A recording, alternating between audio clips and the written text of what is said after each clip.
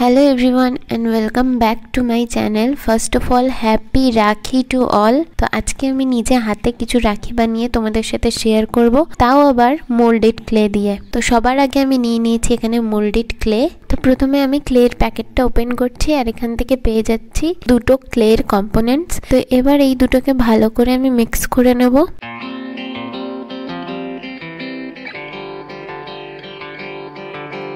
Mix করার পর এবার আসছে শেপিং এর পালা। তো আমার কাছে শেপ করার জন্য সেরকম কোনো ভালো টুলস নেই, তো আমি জাস্ট বটল ক্যাপ, স্কেল এগুলোই ইউজ করছি। তো শেপিং এখানে হয়ে যাওয়ার পর যেইটুকু ক্লে আমার কাছে বাকি ছিল সেগুলো দিয়ে আমি ছোট ছোট কিছু বিডস এখানে বানিয়ে নিচ্ছি।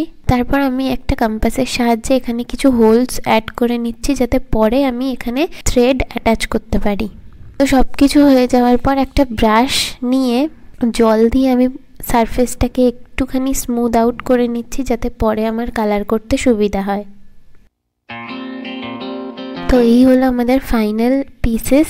তো এবার চলো কালারিং স্টার্ট করা যাক। প্রথম রাখিটাকে আমি এখানে হোয়াইট কোট করে নিয়েছি, তারপর এখানে অ্যাড করব পিঙ্ক কালার, তারপর পিঙ্ক আর রেড একসাথে মিক্স করে আরেকটাই একটু ডার্ক পিঙ্কের শেড সেটা আমি ক্রিয়েট করেছি এখানে।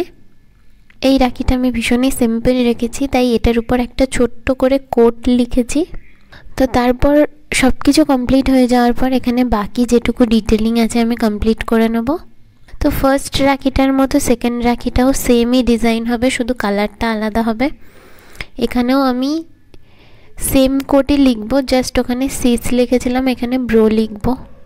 কিছু কিছু জিনিসে পার্সোনাল কিছু টাচ থাকা খুবই জরুরি বলে আমি মনে করি, তাই এই কথাটা মাথায় রেখেই আমি এই দুটো রাখি ডিজাইন করেছি। তো এবার থার্ড পিসটার জন্য আমি ইয়েলো কালারকে অ্যাজ এ বেস কালার এখানে করে নিয়েছি। তারপর এটার উপর করব কিছু ফ্লোরাল প্যাটার্ন, জাস্ট ছোটো ছোটো ফুল, পাতা, ডটস এগুলো অ্যাড করলেই আমাদের রাখি কমপ্লিট।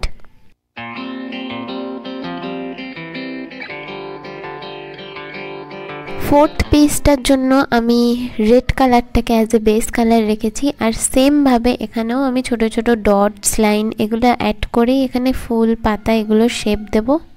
রাখি দোকানে গিয়ে কেনার থেকে আমার মনে হয় তুমি যখন নিজে হাতে করে কারোর জন্য বানাবে, আই থিঙ্ক সেটা বেশি স্যাটিসফাইং। আর লাস্ট রাখিটা সব থেকে ইজি, তো এটার জন্য করেছি একটা স্মাইলি ইয়েলো কালার করে, তার উপর ব্ল্যাক দিয়ে আমি স্মাইলি ফেস ড্র করে নিয়েছি।